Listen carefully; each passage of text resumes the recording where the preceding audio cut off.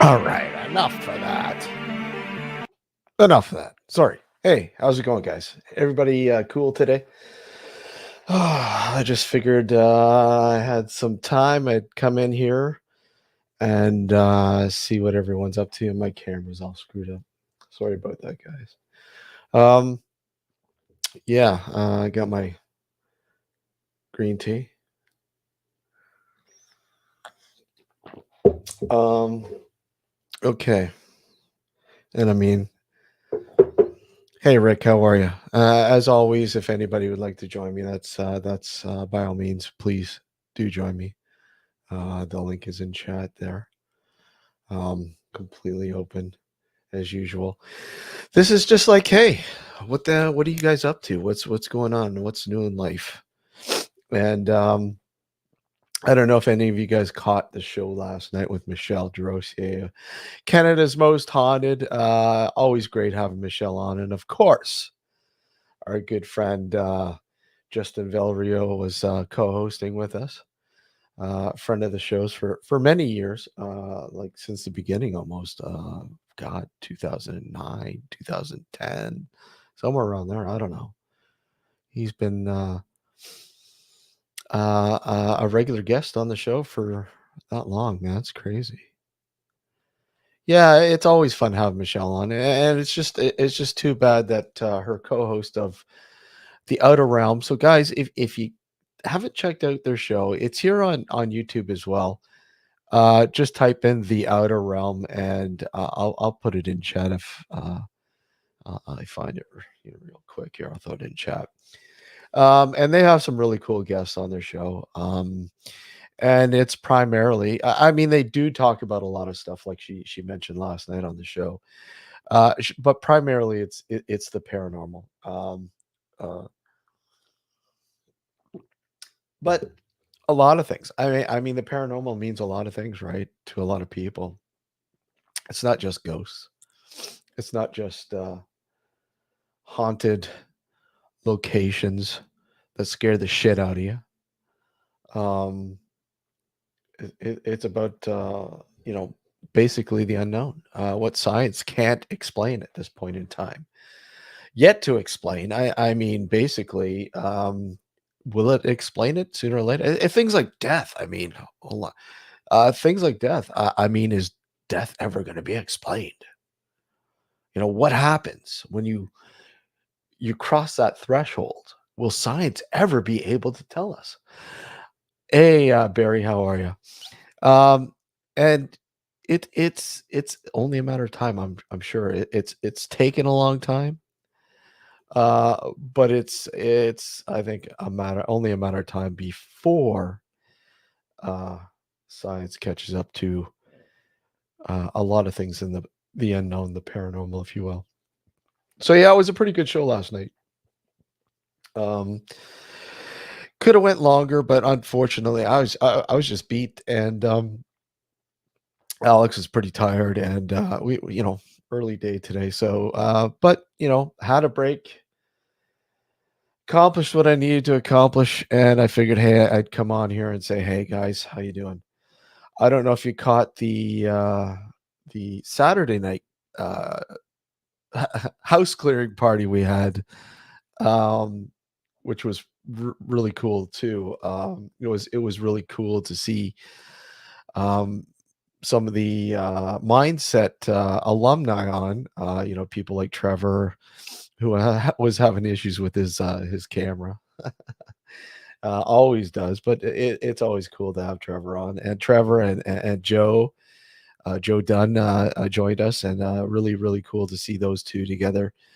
It's been a while. Those two, sort of, talking about a lot of things. And of course, Matt Williams joined us for a little bit. Hey, Adrian, how are you? Yeah, Matt joined us for a little bit as well near the end, which was always good to get caught up with Matt. Oh, hey, look who it is. Hello, sir. How's it going? You all right? I'm good. How about you? Yeah, pretty good, pretty good. Let me just sort my lighting out a second. Yeah, absolutely. And if anyone else would like to join, by all means, feel free. This is completely open as usual. And there's the Lincoln shot. So, hey, Yoda, baby Yoda, Yeah, awesome. mine's not made of pixels. So you caught the show last night, Tim. Yeah, yeah. What'd you think? What'd you think of Michelle? Very knowledgeable in all of the sort of things that well, to do with the paranormal and things like that. You know what I mean? So I was quite impressed. Yeah, she's done a lot of stuff in the realm here in Canada and the U.S. In fact, many places in the U.S. She's been to, and productions and stuff like that. I mean, I myself I've done a lot here and in the U.S. as well, but not quite as much as she has. But yeah, like I said, it's always neat to have her on, and I mean, like she's been a regular too. I mean, she's been on a few times. I don't know if anyone's caught her on the show before, but she's been on a few times, and usually with her co-host Amelia, who is unfortunately who's sick at the moment, was unable to join us last night. But next time, she's cool. She's awesome. Very knowledgeable in missing children cases. And that phenomena of missing people who go missing mysteriously. I mean, there's a shitload of those, right? I mean, I think they were saying, I think they said the national, or sorry, not the national, but the world average is like 1 million people a year. Yeah. That go missing without explanation. That's fucking crazy, man. 1 million. That's really mad, like. I mean, just say a friend of yours just up and disappears without explanation, and you've exhausted all resources in terms of trying to find that person. Is that person dead, or are they still alive? They just don't want to be found. I mean, it would drive you insane. It would drive you insane. Were they abducted by aliens?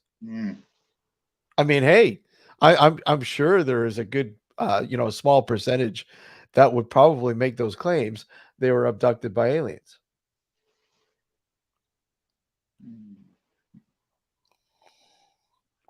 I mean, are you familiar with abductee stories? Do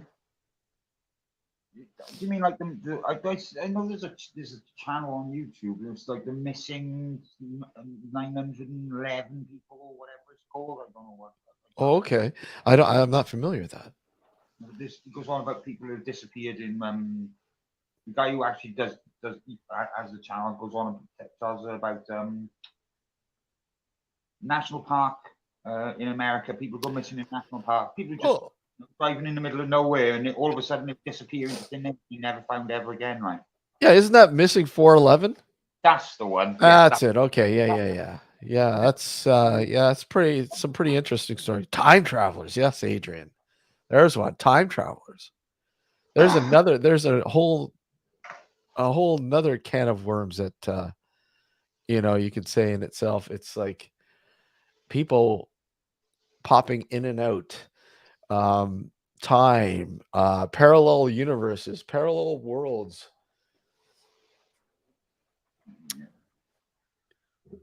So Rick's. Oh, here I'll bring it up for everyone to see in case. Uh, 521,705 missing persons in the U.S. in 2021.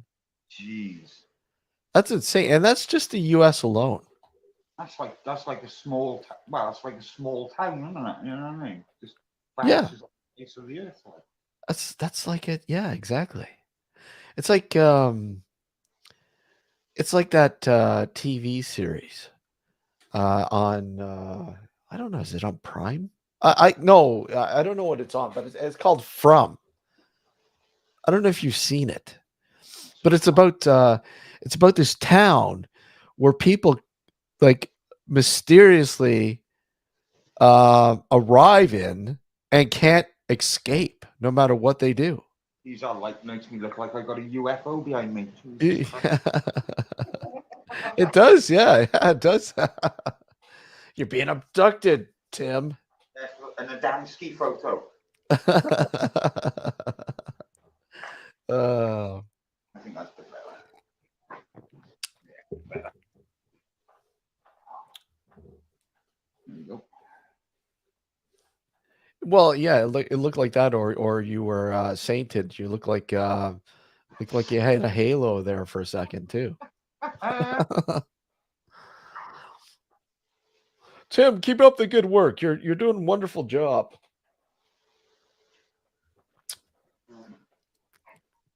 So yeah, that's the whole missing realm is it's pretty freaky. You know,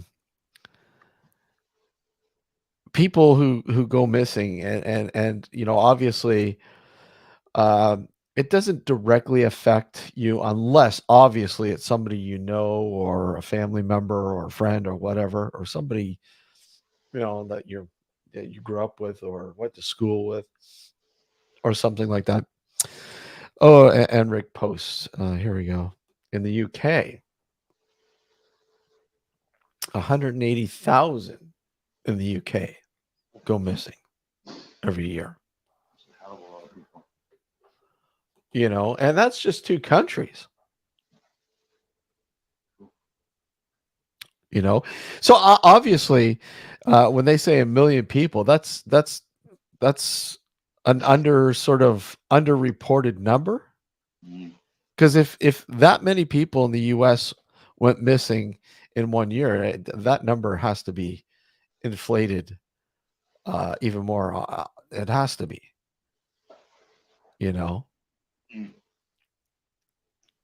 So what do you think of the thought, the chances, or the percentage of those being abducted by aliens? Well, I think a lot of them just disappear because of money. Money because of money.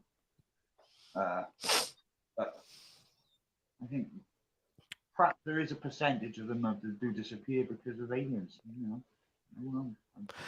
Yeah, I mean that's a good reason. Yeah, money. People have just hey, look at People who fake their deaths. You know what I mean? Things fake like their that. deaths, fake their deaths. You know, whole new name, new life. Yeah. Um, People who just are at wits end and just really have nowhere to turn anymore. And you know, I mean, hey, traveling. The one who Uh, dodged taxes, things like that. Yeah, you know what I mean? All that sort of stuff. Yeah, I mean, you look at places like Suicide Forest in Japan at the base of Mount Fuji for crying out loud, and how many people that go in there and just kill themselves, commit suicide. I think a huge majority of them are salarymen. are what they call salaryman because of the stress of day-to-day life, and they just can't handle it. I watched some really creepy videos about that place. It's very strange. It's a It very is. It and is. the weird thing is that in certain areas, this bodies are still there. Yeah. They haven't even been recovered. They haven't bothered to even recover them. You know what I mean? They just leave them there. Mm. They leave them there as is. I know there are not all of them, but there are some that have been left there because local authorities believe that if they do move the bodies, there'll be a curse.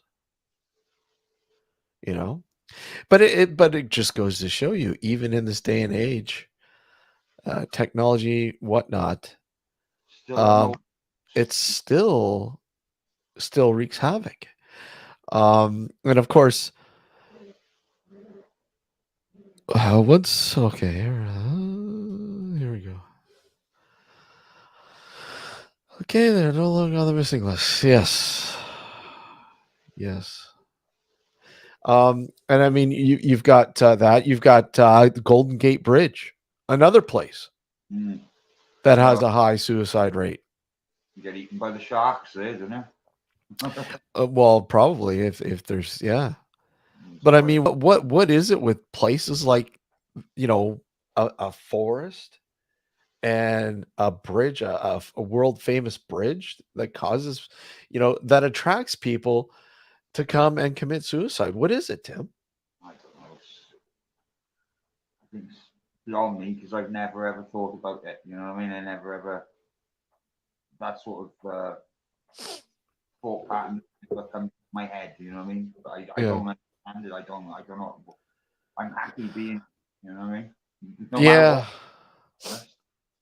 Yeah, I like I said, I've mentioned a few times on the show. I've went through dark periods where, anxiety and depression, but not to the point, not where I want to, Mm. kill myself, commit suicide.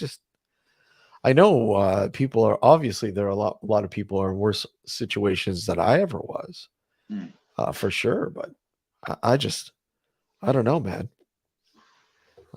It's a tough pill to swallow if you can't handle it, you know. And this is a downer, Tim. Let's move on. So what's new and exciting, man? What have you been up to? I've just been working. That's all. Went to work this morning, and then I did an hour in work this morning, and I realised it's bank holiday, so I went home. Oh yeah. Oh, so yeah. So it's a holiday there today. Yeah, bank holiday today. Yeah. Wow. And so Right. you went into work and you're like you totally forgot it was a bank holiday. Mm. It happens, right? Yeah. But then you're like, oh, wild. I don't have to work today. Mhm. Well, at least I get paid for that hour, so I can't moan too much. Yeah. Oh, that's cool. That's awesome. Uh, let me just post this in. Okay, there we go. Yeah, it's so what is okay, so bank holiday, what is that exactly in the UK? Like I've heard it several times. What is a bank holiday? Like obviously it's just a day off, but Mm. so Well, what just banks are closed? What is that why they call it bank holiday? gotta be honest with you, I don't know myself. To be Really? honest, what is the day off? Just view it as a day off. Yeah, exactly. Hey, fat and proud. Is the government is it, or is it just like a day off? I'm not sure. Yeah. The thing. One of them three things, I suppose. Yeah, it's definitely yeah, here obviously it's just they have all these names for the holidays. It's not like how many bank holidays are there? I'm tapping in on the computer now. I'm not sure. I've looked up here. I'm getting all my info here.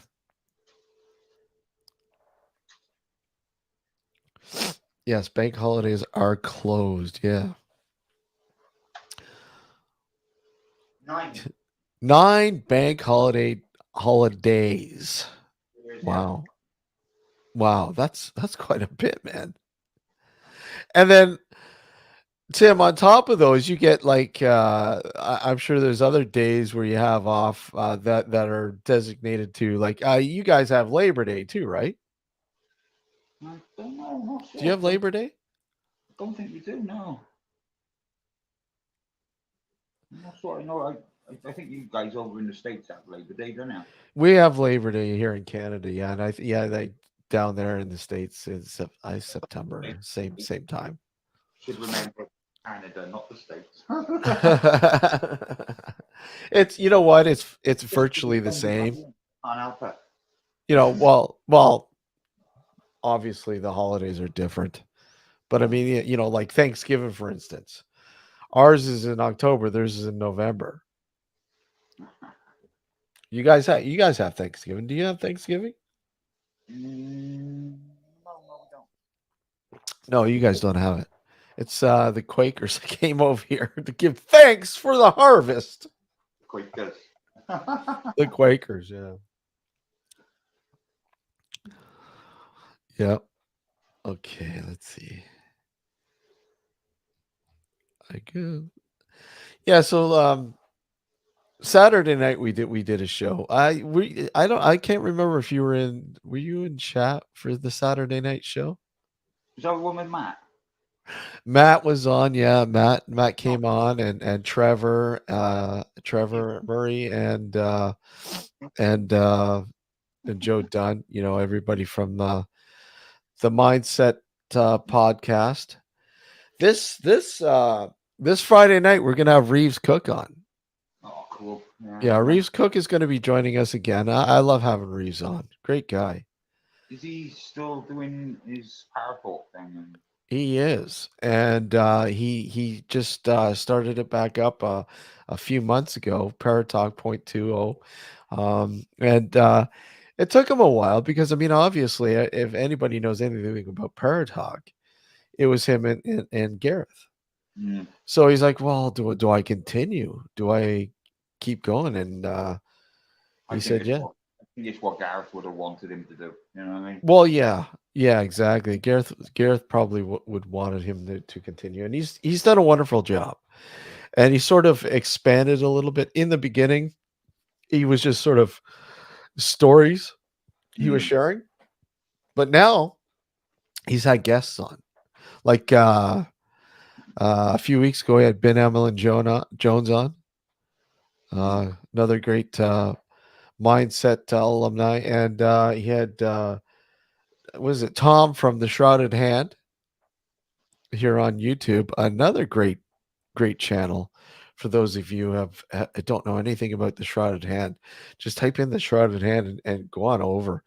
Uh, Tom does a wonderful job with bringing to light some of the most twisted stories and presenting them in such an amazing fashion. It's so intriguing. Really cool show. Yeah. Son to Ben. He's he's very out there, isn't he? Ben is very out Ben, there. You know. yeah, Ben Emlyn Jones. Yeah, he's quite an individual. That's for sure. I love Ben. Yeah, always like having Ben on the show. He was on, and just I don't know what. Yeah, I think he was talking about a couple. I haven't listened to the latest show, and he's now uploading them here onto YouTube as well. So now Paratalk has its YouTube channel again. It did before with Gareth, but unfortunately, I guess he was unable to get into the old account, so he's started up a new account. Yes, exactly, Rick. It's not for the faint-hearted. There's definitely yeah, but you go to where does Tom get these stories from? Some of them are just like wow, and you know I think he mentioned on Paratalk that with Reeves, you know, as he found more and more people were watching the show, that he had to really dig in and do more research and come up with some really, you know, fascinating, well, off the wall stories, and you're like, Ooh. wow. Like Yeah. plug the charger up. Uh, you know. So yeah, if you've not gone over to the Shrouded Hand, check it out. Again, I'll probably put it up with the show uh, deeds here for this when it goes into archive, so people then can check out Paratalk and the Shrouded Hand. Um, and of course, one of our good friends in chat here, Barry, with his channel, Temporal Transmissions. Is Barry in work or is he at home at the moment? I don't know. He's in chat though. Well, he was anyways. Trying to entice Barry like usual to come on. And anyone else who would like to join us, obviously, by all means. Bought an Uh, R2 today as well so for 50p. sorry. I bought an R2D2 for 50p this morning. Oh, really? An original? No, well, it's a one. I think it's from. I'm terrible. I can't help it. Every time I see a Star Wars figure, mega cheap. Oh yeah, that's pretty cool. But it's the one with the I think it's from Revenge of the Sith. Oh really? Remember the bit when the boosters come out of his sides of him? Yeah. It's that one. Well, that's cool.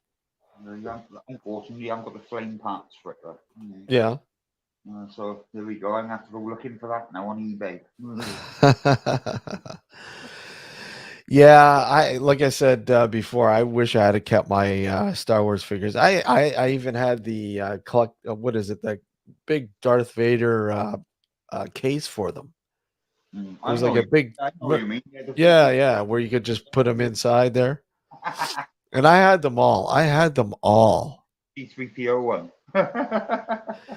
Yes, Rick, I'd love to bring Tom on, and I'm sure we'll reach out to him soon. Like I said, after listening to the mindset shows that he was on, and again with Paratalk with Reeves, I'd love to have him on, and of course, if it wasn't for Gareth, I wouldn't know about it. At least when I did find out about it and checked it out, and I absolutely love it. The content, the content is so twisted. I love it. What Frank said, Gareth gave Frank give him the guts to come on a live stream, and you know what I mean. It's the same. What Frank Triggs? Yeah, Yeah. I would never be on YouTube if it wasn't for Gareth, to be honest. Who, Frank? No, me. Oh, you. Yeah. There's a lot of people like that, and it's.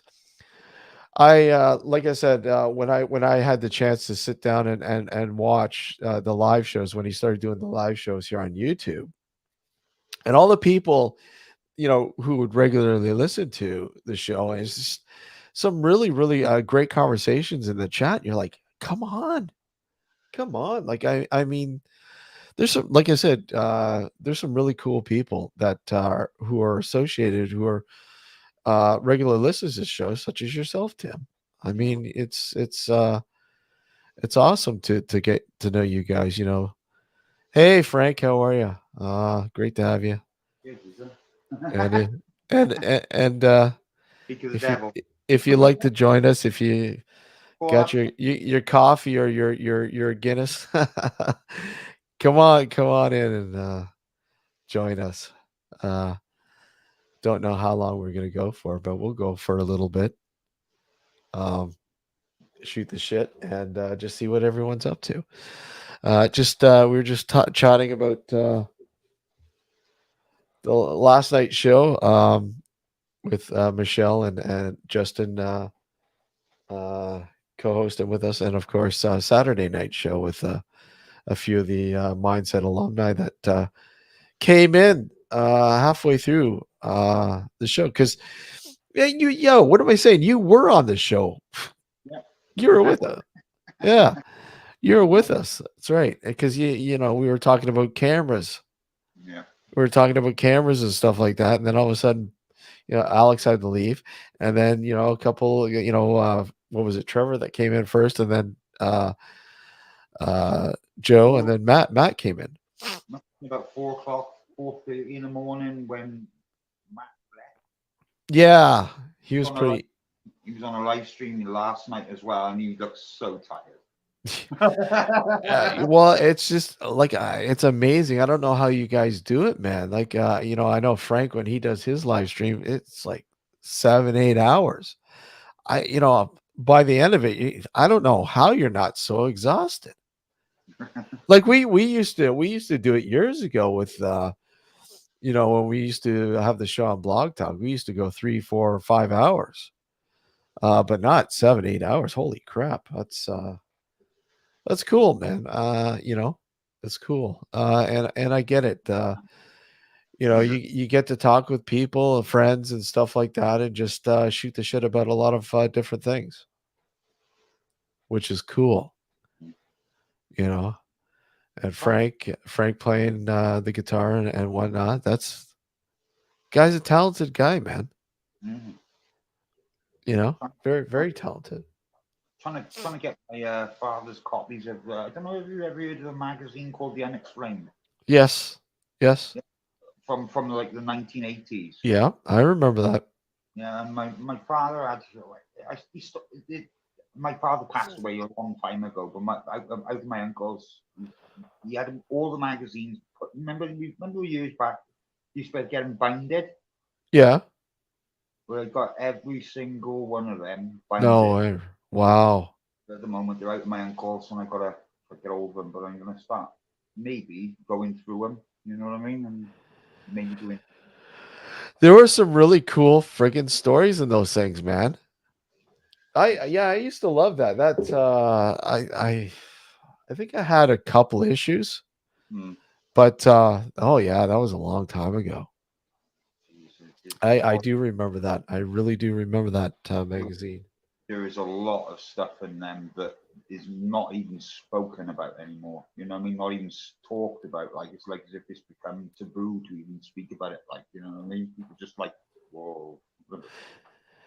Yeah, it's a lot of things have changed in terms of how people, like I said, we kind of touched upon that last night during the show. Um, you know, the paranormal and the strange and the unusual and all that kind of stuff. The way it was back in the 60s, 70s, 80s, it's vastly changed now. Obviously because of not just television, but the internet. Mm, And how we perceive that, and thanks to all these television shows, and there's a lot of things that have been totally forgotten about with that, and magazines like Tales of the Unknown and the Unusual. a couple of copies of How you 14. doing, sir? Hi, Okay. Frank. How you I'm doing, not, Frank? I've not long woke up. Oh. Not the only one. You got your coffee ready then? Yeah. Well, tea. Tea, yeah, that's what I just finished drinking off a little bit of tea myself. Good And to see you, sir. I'm having to roll a cigarette out of Yeah, old dog ends because I've run out. Oh, this is not the only one, buddy. yeah. Gareth. Oh, yeah. Rick says Gareth used to have all the issues of the unexplained on his shelves, and yeah, I wouldn't doubt it. I wouldn't doubt it. What For happened to Gareth's books and things? Did he have I know. I was it Matt. I can't remember. Somebody said if anybody wanted any of his books, that they send an email off to his friend. I think it was his friend there, yeah, and they were going to divvy them up, and whoever wanted certain books, whatever, then they ship them to him. I guess. I don't know. I don't know to the extent of who got what. Percy had some of them, didn't he? Is that Sorry, right? Is Percy one of his friends? Percy. Yes. Yeah, I don't know. Yeah, Percy. And they divvied him up. I guess I know a couple of people who are very interested in some of his books. not necessarily for the books, but for the keepsakes. Yeah. You know, look at this was Gareth's book. I mean, the one book that I'm like, but you know, I didn't push the thing because I don't know.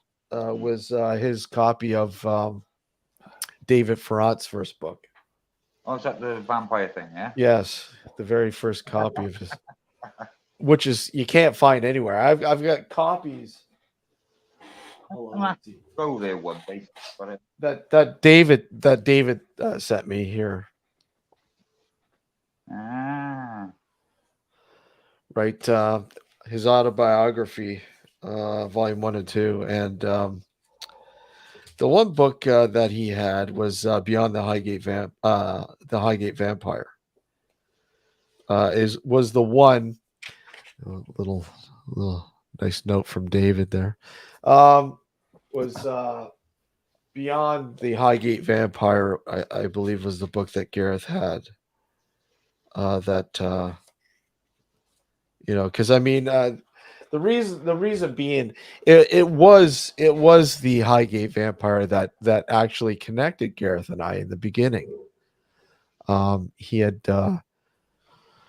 been a friend of David's for I think since the mid '90s, I believe, and he had interviewed him, and I caught the interview, and I reached out to Gareth and I said, "Look, hey man, I'm thinking about looking to have David or Sean Manchester on either one at that point." And but I kind of thought, well, look at I find David Farrant sort of approach a little bit more reasonable than the whole hammer vampire sort of scenario that Manchester had. But hey, whatever. I wanted to have them both on. Unfortunately, Sean would not come on. David came on. Dave became a regular on our show, a really good friend, and up until his death, and we still obviously keep in contact with Dilla and trying to get her on. But completely understandable that she doesn't want to at this point in time. But that's fine. Gareth had his own vampire encounter, didn't he? He did, yes. Yeah. So He did. Very, very strange encounter indeed. could you elaborate on that a little bit more? Because I didn't hear about that actually. I've got a PDF that Gareth wrote up the story about it. So I've got that from Gareth. I can put the link in if I can find it because I saved it on my Google Drive. Yeah. All the stuff, all Gareth's stuff. I've got to open a new tab. Search what. My Google Drive. Gareth, I was always giving Gareth sound bites off different films. You see what I mean? Yeah. Yeah, he's got some really cool material on his YouTube channel, Rick. And I should. Mad RoboCop he was. Sorry, what was that? Gareth was mad for RoboCop sound bites. Yeah. I'll put a link to David's YouTube channel when the show's finished. So if people want to go check out his material as well, he's got a lot of cool stuff. I mean, I would pick his brain until him and I would talk on Skype. I don't know how many times a month. Just a fascinating guy he was, and he would do anything, and obviously there was a sense of privacy with David, because I mean there was a lot of people out there that were like a lot trolling him and giving him a hard time, and thanks to the other side, his rival there. With what I noticed with Mindset Central was the amount of subscribers that he didn't have. You know what I mean? It was like, Yeah. It was almost like as if being ghosted. You know what I mean? Yeah.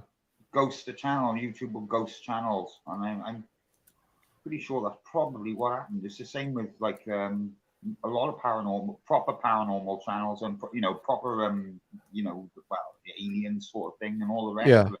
You ghosted, and Yeah. you get channels then that pump out how can I put it, like third phase of the moon. Okay. Yeah. And Yeah. they're allowed to put out garbage. You know what I mean? Yeah. Yeah. CGI garbage that's been, done in your mother's basement, sort of nonsense. You know what I mean? Yeah.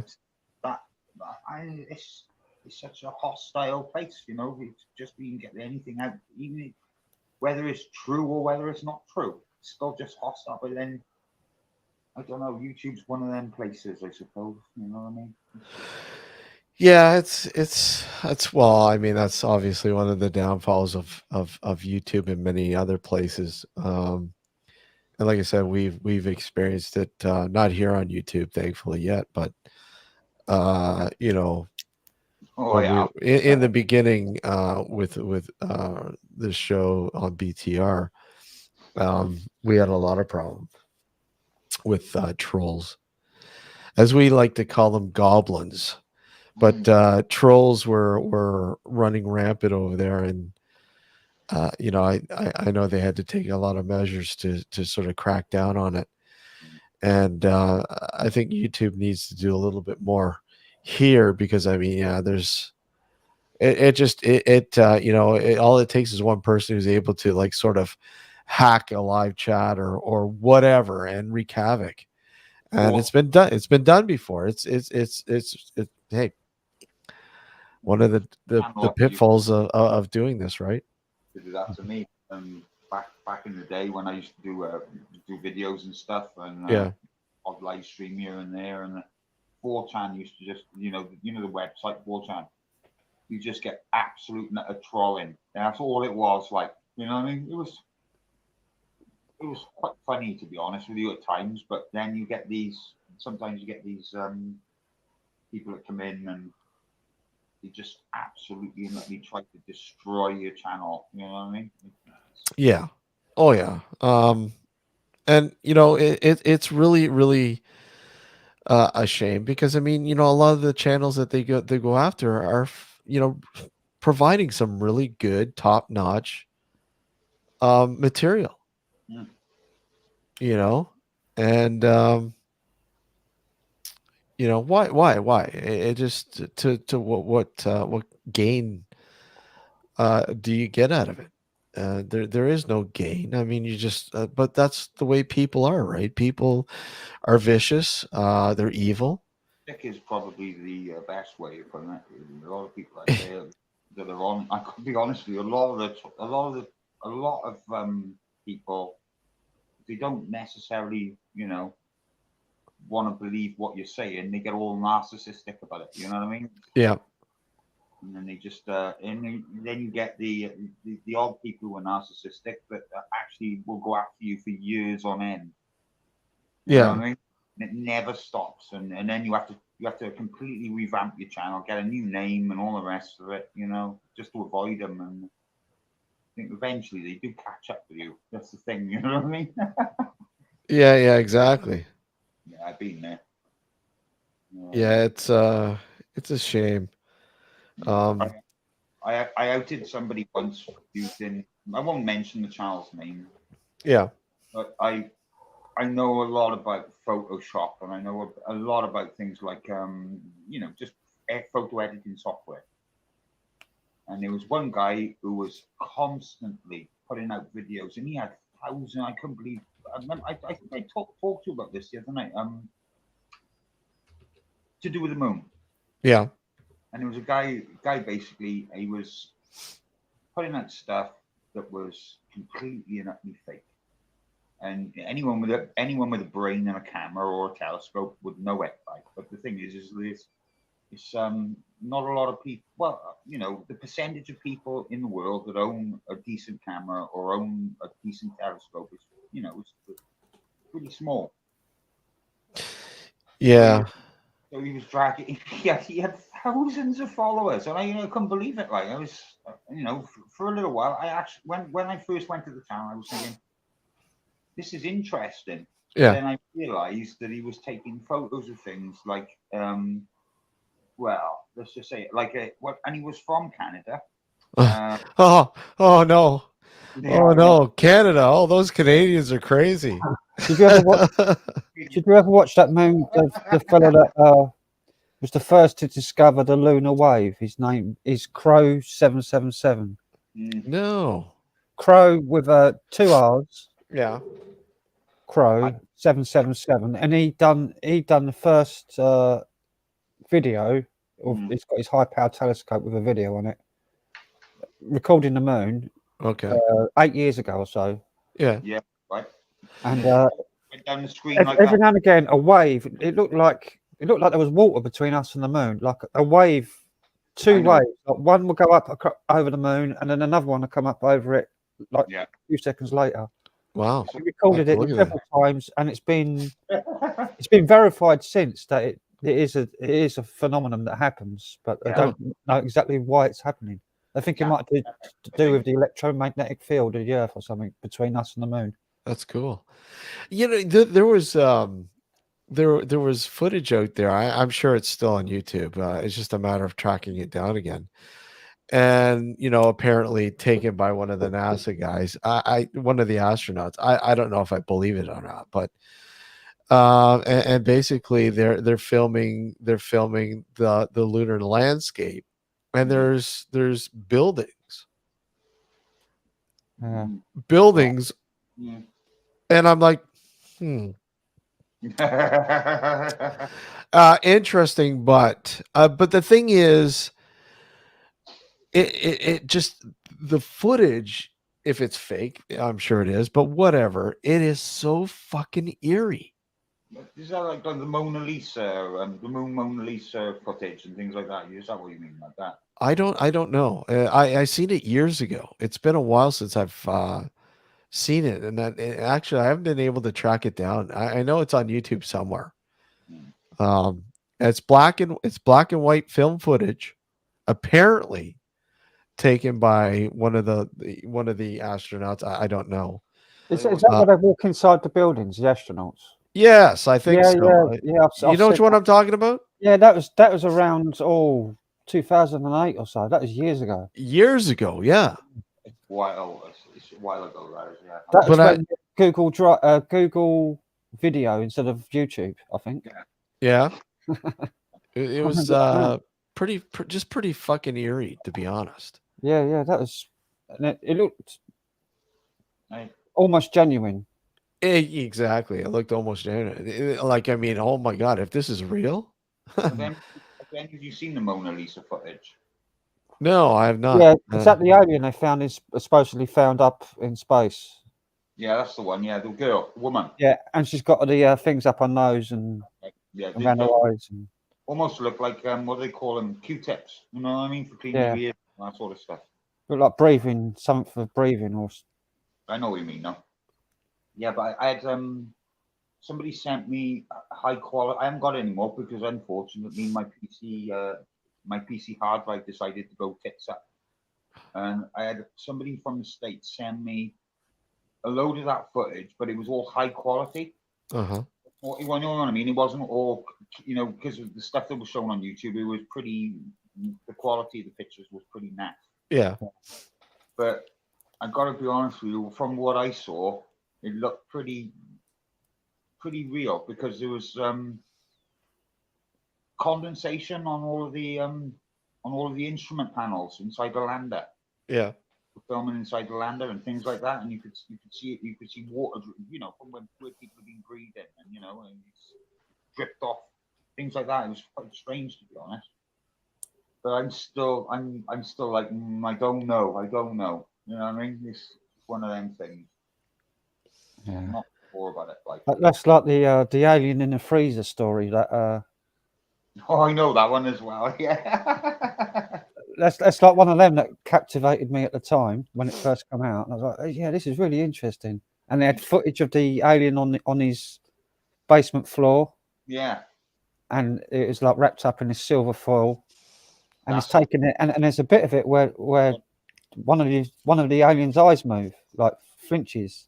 Like it's still alive, but he didn't notice it at the time.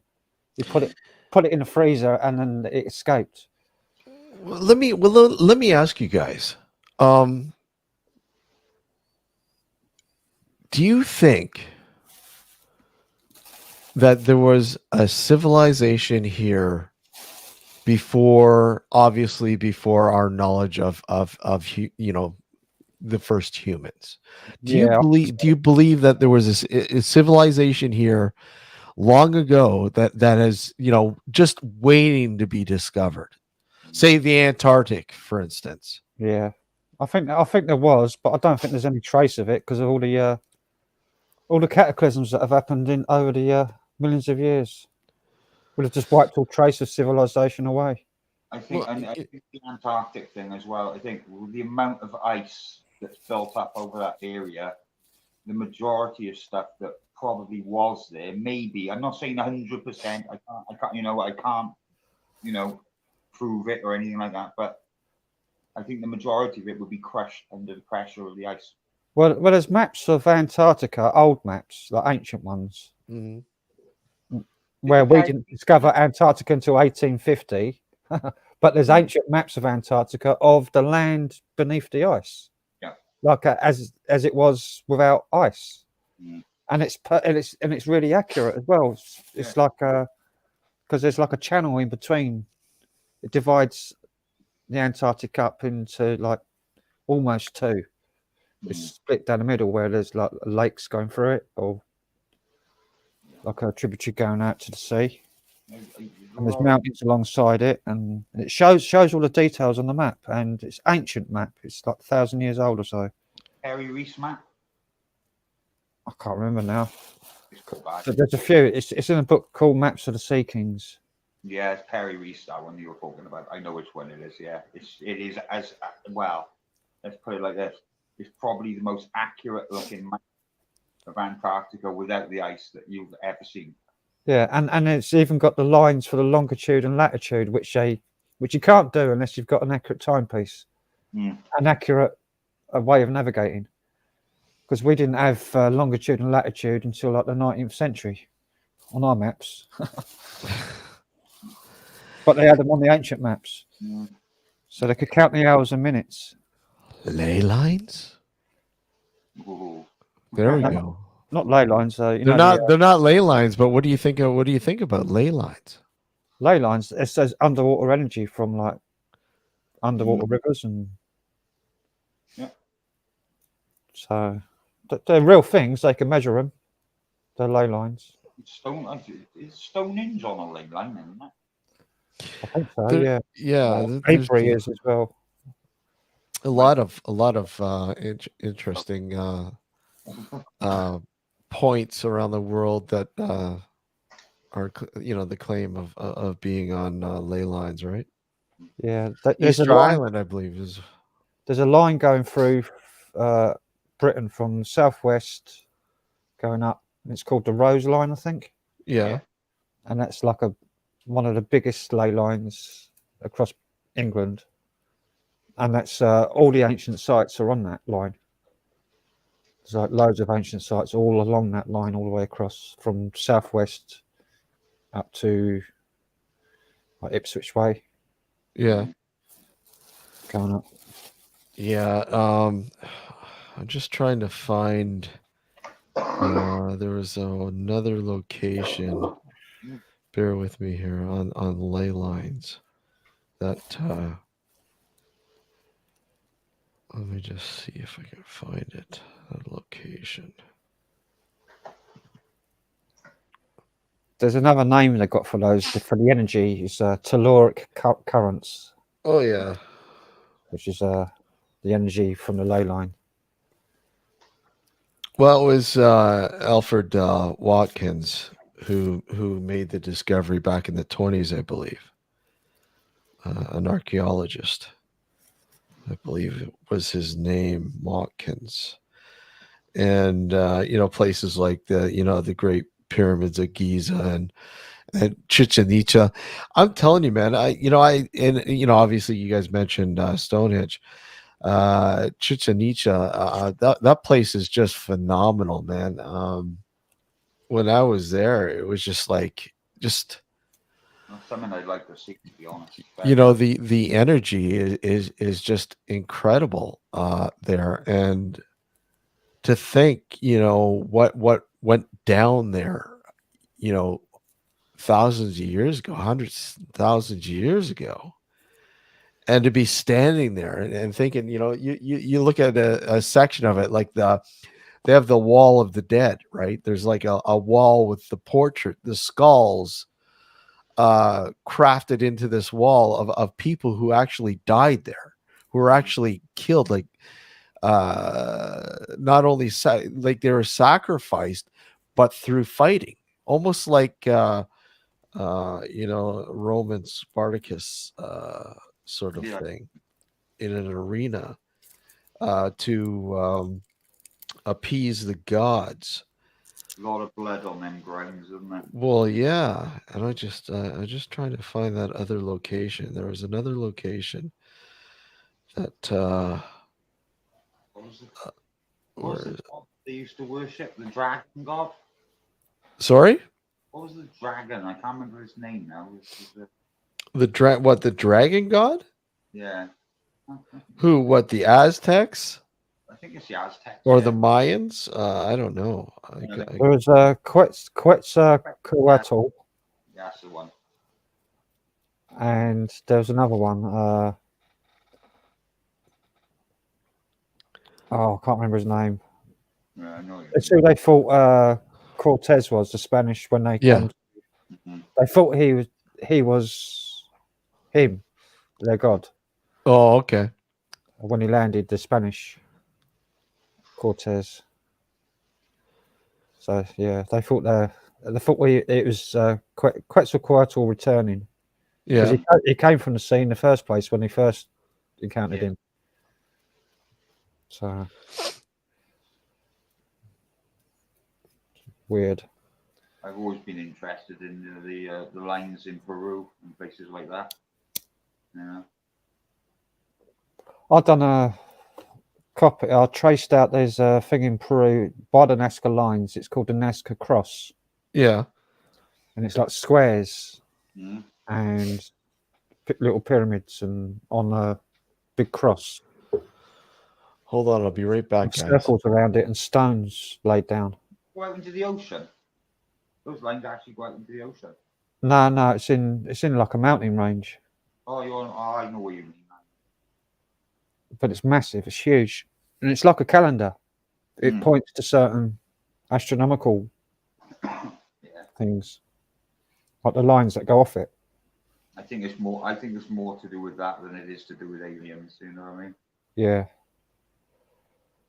I mean, it was hard to live in that area of the world to get things to grow, and you had to be really precise with your Pretty timing bad. to plant stuff and harvest it, and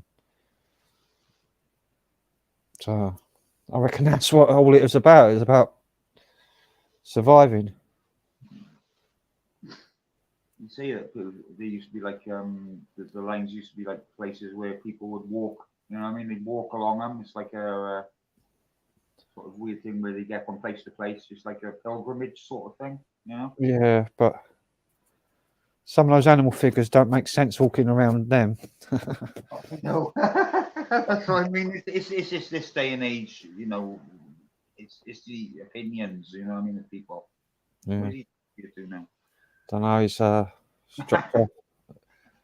He's probably clicked on something in his browser and has lost the. Yeah, I clicked it by accident. I'm back. Sorry about that, guys. It's okay. Just had to quickly go to the washroom there. So yeah, you know, when there was a researcher, I can't remember his name off, that did a lot of work on it with ley lines, who basically was researching what Watkins discovered during his archaeological finds in was it Giza? I'm just trying to remember if it was Giza. Oh. was it Giza? I don't think it was Giza. Let me just see here. Here we go. Where are you? It still amazes me that the Egyptians actually knew about flight. You know what I mean? And Holy lines. They're called Heilige Linien, which is holy lines in German. Holy lines. It was Tony. one Tony L, was it? No, Tony Weld. But I know one writer, John Mitchell. John Mitchell, I believe he's British writer who had a few books. The View over Atlantis, I believe, was the one book he. Hey, Safari, how are you? The View over Atlantis, I believe the book was called. That he was talking about Watkins' work and how Watkins was able to sort of connect these sort of important historical sites, and how they were able to, like, I mean, look, there's thought that the Egyptians and the Mayans were trading. Yeah, they probably were, because We're trading, and basically the reason they were able to find each other were because of these ley lines. Well, I don't know about that. I think there were seafarers and they used to travel the world. I think that. Yeah. I don't think it was hard for them to travel. Like, no, I but think there was they had big seafaring ships like the Egyptians did.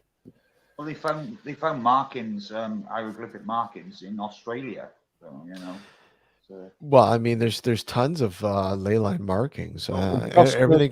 Everything from a mound to several mounds to the ones in Australia, they've got hieroglyphics. uh-huh. I think it's the Gosford markings in Australia. Right. Yeah. And they found, supposedly, it's a bit of a conspiracy because the government have locked it up and put a big metal door on it. But there's a cave in the Grand Canyon. Yeah, I heard about that had loads of Egyptian artifacts in it. Yeah. But it's a no-go area by the government. Like, you're not allowed anywhere near it. They shut it all down. You can't get near it. Well, I always wondered why they named certain, like, plateaus and things like that in the Grand Canyon after the Egyptian things as well. So, you never know. No, you never know. And the true meaning of ley lines. Well, I think it's just water currents underneath the ground. That's all you think it is? Yeah. Yeah. Water was pretty important especially if you're traveling long distance. You got to get water, so you got to follow the ley line so that you can always stick a rod in the hole and get water. It seems common sense to me. I mean, when it's such a dangerous thing to travel a long distance without enough supplies to carry, you got to know where the water is across like thousands of miles. Yeah, exactly. So that's my belief anyway. So I think it just comes down to something quite simple. Rick says he knows someone who dowses energy lines. Yeah, there's another thing about dowsing them. Well, the waterboard, like in England, they still carry dowsing rods in their vans. Oh, really? Yeah, to find water. If there's a water leak in the road or something, they still carry them just in case, because they do work. Yeah, no, I know they do work. Exactly, yeah. But it's funny how traditional sort of technology still can be applied to this day. Yeah. Right. Where most people would go, "What the fuck?" Doesn't make any sense to them. It's archaic. It's like, looking at a phone booth now. With some people, it's like, what is that? People are so used to you know, a cell phone, or you know, even when you're writing, you know, taking down notes. It's like, oh, I just get get my iPhone and just take down notes. You know, and they see somebody with a pad and paper, and they're like, "What? What are you doing?" I mean, how many kids don't even know how to fucking sign their own name? What are you doing? It's called a signature. Technology making us a bit thick, I think, to be honest. Yeah. Well, it does. They've done a memory study on people that have been using mobile phones, Mhm. and again, versus people that still use their landlines. Yeah. And they've done like tests on how well they remember numbers. And the people that had their old landlines and didn't have like a memory store of just like, I'll hit this one, dial this one, and just phone them. So you don't really know their number. You're just phoning people. Yeah. The people that are exercising their brain all the time, remembering phone numbers of people, Uh-huh. could remember long numbers without any problem, and the other people couldn't remember like more than 5 numbers at a time. It's literally, it does dumb you down. It dumbs you down. Yeah. Yeah. Yeah.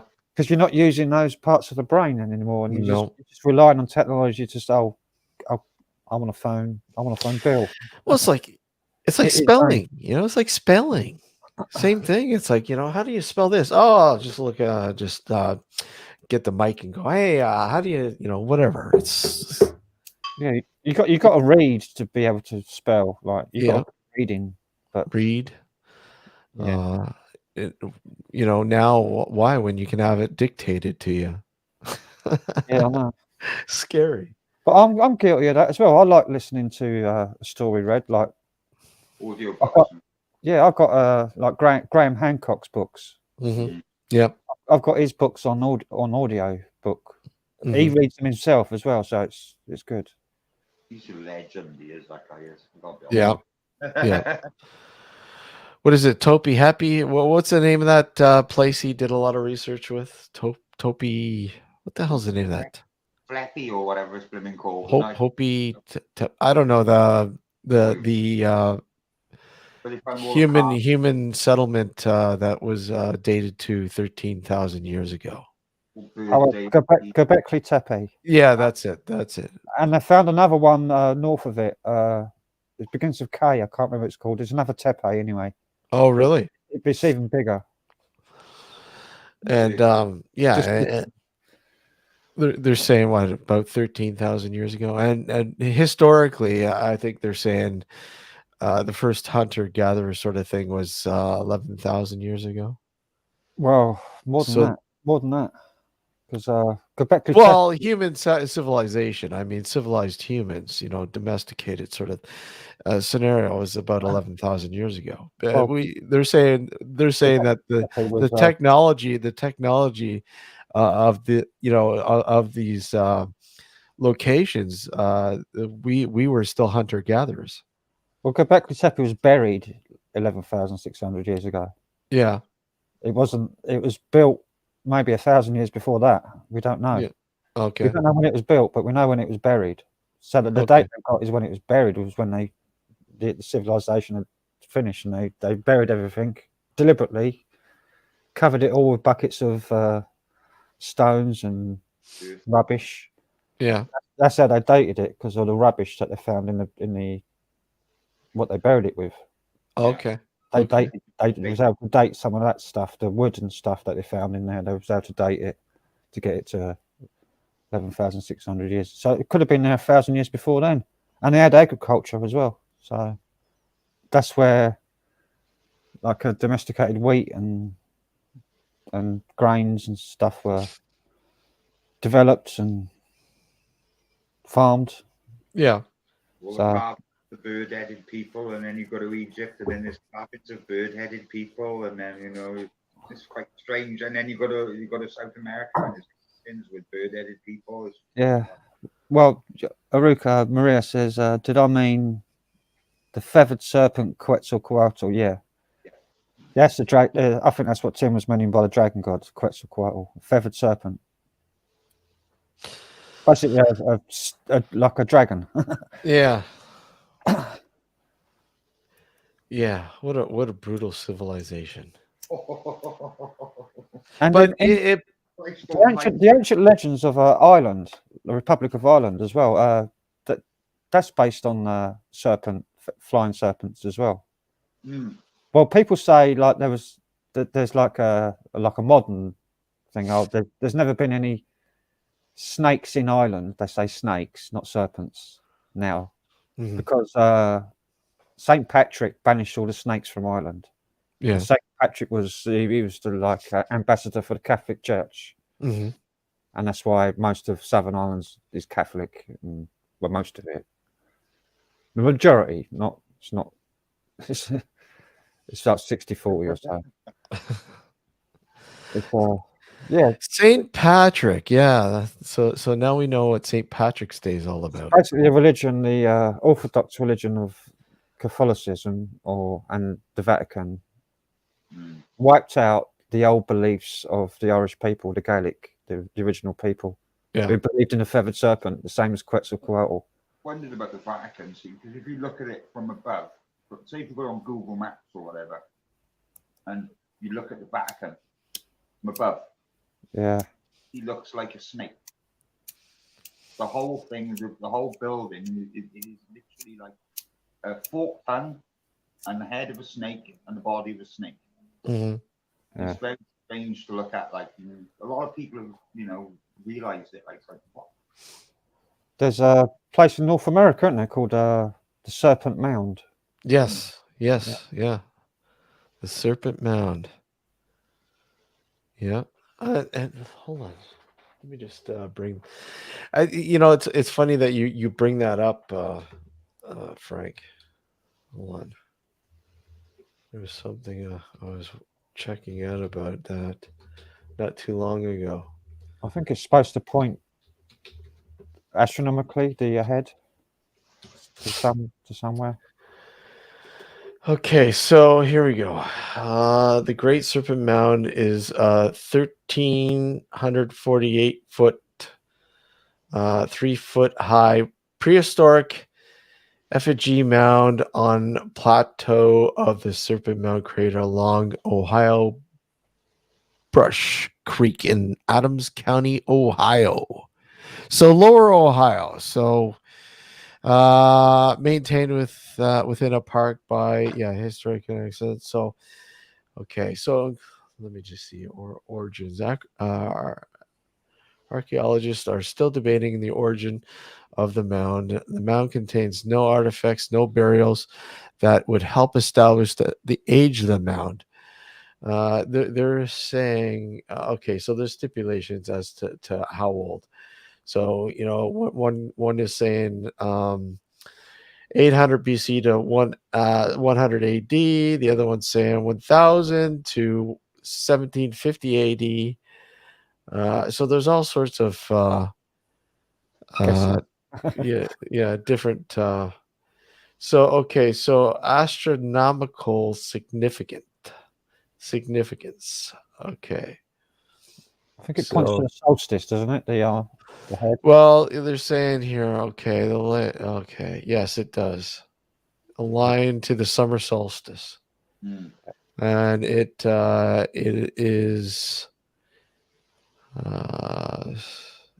apparently has links to the Crab Nebula and the appearance of Halley's Comet in 1066. Mm. Interesting. But yeah, they haven't found anything that sort of gives just how old this mound is. Yeah.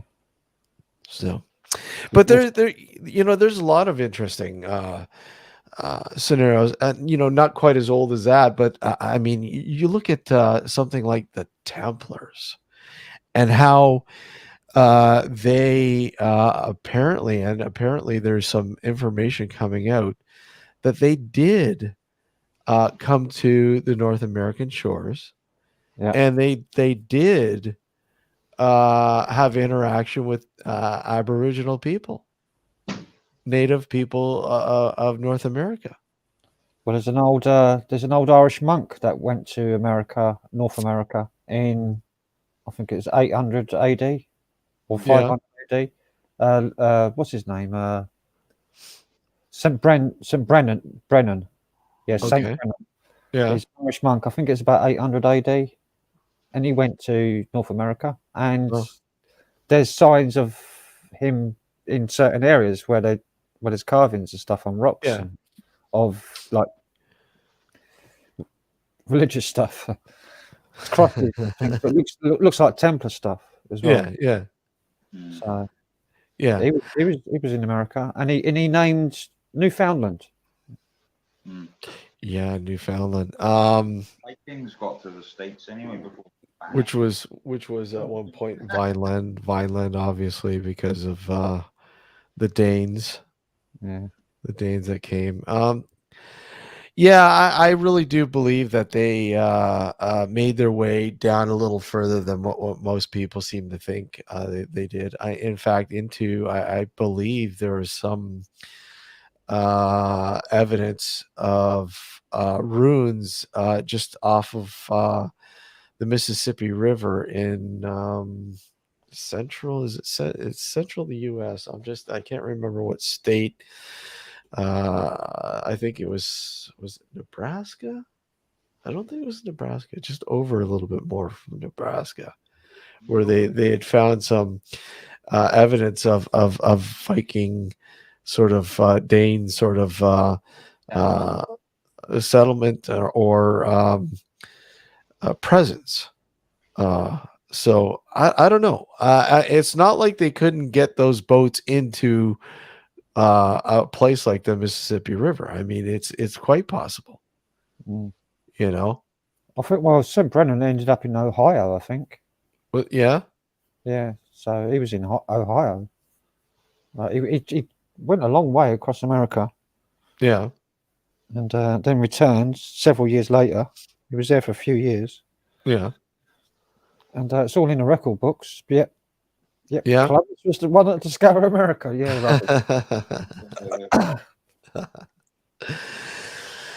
Well, guys, I think this is it for today. Catch us Friday night.